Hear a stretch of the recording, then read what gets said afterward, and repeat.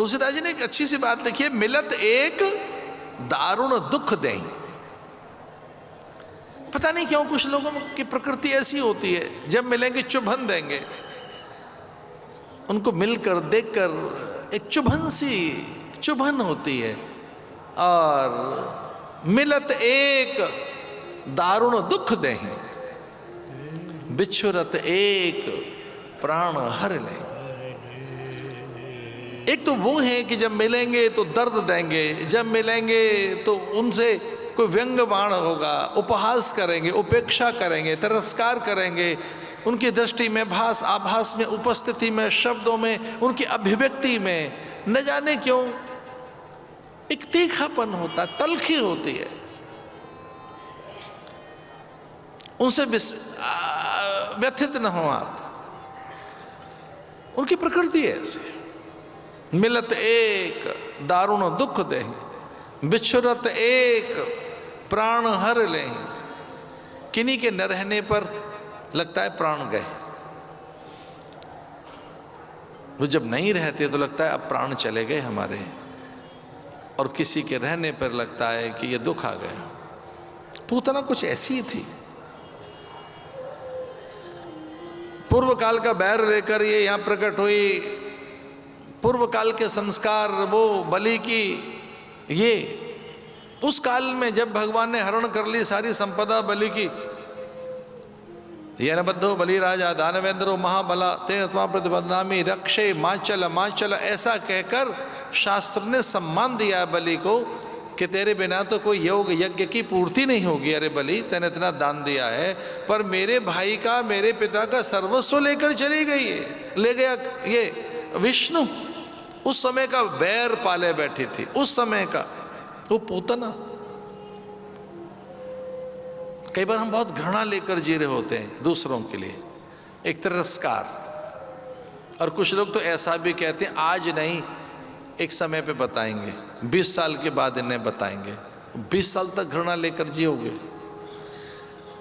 इतना लंबा जो है निंदनीय है, त्याज्य अग्राह्य पदार्थ है, एक विष को इतना लेकर जिएंगे आप?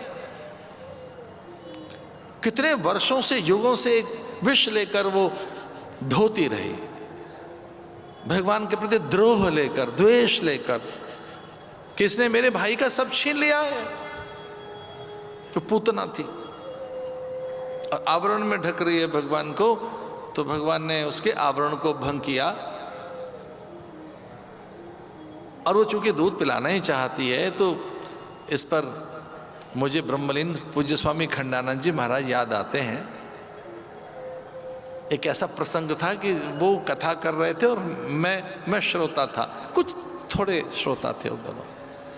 तब सन्यासी कथा नहीं कहते थे, ये तो अभी भी सन्यासी नहीं कथा कहते हैं। ये तो मेरा प्रारब्ध है कि मैं कथा के साथ जुड़ा हूं। हम तो वेदांती लोग हैं, प्रस्थान त्रयी के अभ्यासी हैं। तो स्वामी जी महाराज कह रहे थे, ब्रह्मलीन पूज्य खंडानंद जी महाराज, कि जैसे रुद्र प्रकट हो गया हो, ना ना ना ना, ये है मैं पीऊंगा। रोष समन्वित पिबत गाढ़म कराभ्याम, सुखदेव मुनि कहते हैं, तथा रोष समन्वित पिबत।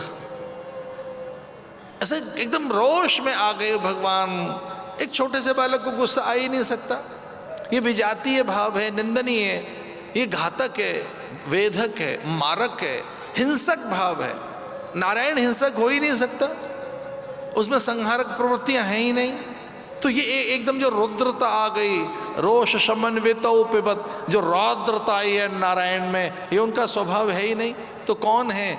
तो कहते हैं महादेव आ गए कि विष का पान हम करेंगे, नारायण विष का पान नहीं करेगा। जो रोष दिखता है वो रौद्र है, अघोर घोर, वो अघोर आ गया, घोर तरेभ्य, जैसे मानो अघोर का आगमन हो गया, महादेव का आगमन हो गया। उन्हें अपनी प्रतिज्ञा याद आ गई, वो वचनबद्ध हैं, प्रतिबद्ध हैं, कि वो संकल्पित हैं कि अगर देवताओं के जीवन में कोई विष आया अथवा किसी के भी जीवन में, तो मैं उसका समाधान करूंगा। तो रोष समन्वित भगवान ने जब गाढ़म कराभ्याम, सामुंच मुंचाल मित प्रभाषणे। अरे छोड़ मुझे, ऐसे कहकर चिल्लाने लगी, अरे त्याग मुझे, त्याग दे। मुझे महाराज जी की बातें ज्यों की त्यों याद आती हैं, अखंडानंद जी की। वो इस प्रसंग में कह रहे थे एक बार कि या तो मैं पकड़ता नहीं, और जब मैं पकड़ लेता हूं तो फिर नहीं छोड़ता। तो भगवान ने उसे पकड़ लिया, और पकड़कर उसके प्राण तो यमदूत ले गए। वो प्राण कहाँ गए राम जाने, लेकिन वो सुगंधा निर्गंधा हो गई, वो दिव्या मंगला कल्याणी भव्या हो गई, वो सुचरिता और सुभद्रा सी बन गई। उसकी देह में गंध नहीं रही। अथवा तो मृत देह में देखिए कोई गंध रहती है, जैसे ही कोई मृत देह पड़ी होगी, एक द्रव्य, एक अज्ञात द्रव्य, एक इनविजिबल कोई केमिकल पड़ा होता है जो दुर्गंध फैला देता है। एक असुचिता, पातकता, अपवित्रता। जब तक प्राण है देह में, तो रोगी के शरीर को छूकर स्नान न भी करें आप, ऐसा शौचाचार कहता है, आवश्यक नहीं है। रोगी के को आपने स्पर्श किया है तो स्नान आवश्यक नहीं है। लेकिन अगर आपने मृत काया को छू लिया है तो शौचाचार कहता है स्नान कीजिए। और अगर आप उस परिवेश के भी हिस्से बन गए, देखिए धुआं अगर यहां तक है शौचाचार ये कहता है, चिताग्नि आपने देख ली है, अथवा चिताग्नि का धूम्र भी आपने देख लिया है, तब भी स्नान करें। वो धूम्र भी देख लिया है, एक अशुचि द्रव्य, लेकिन चूंकि भगवान ने स्पर्श किया पूतना को तो अशुचिता नहीं रही, अपवित्रता नहीं रही। वो द्रव्य कहाँ खो गया? एक मधुर द्रव्य, एक मांगल्य मोद का संचार। और चूंकि परमात्मा ने स्पर्श किया है, उसके सकल कामना और वासनाओं को ले गए। वो पीतम अंबरम येन, उस पीतांबरधारी ने जैसे मानो उसकी सकल वासनाओं का अपहरण कर लिया। वो प्राण नहीं लिए, ऐषणाओं का हरण किया है, कामनाओं का हरण किया है, जन्मांतर की वासनाएं ली हैं, दे अध्यास तोड़ दिया है पूतना का। और इसे भागवत में पूतना उद्धार लीला कहा गया है। ये पूतना की उद्धार लीला है, नारायण संहारक नहीं है, उद्धारक है। तो भगवान ने पूतना का उद्धार किया, यानी अविद्या से मुक्ति दी। ये साधन का अभ्यास है। साधना का फल ही यह है कि पहले अविद्या पर प्रहार होना चाहिए।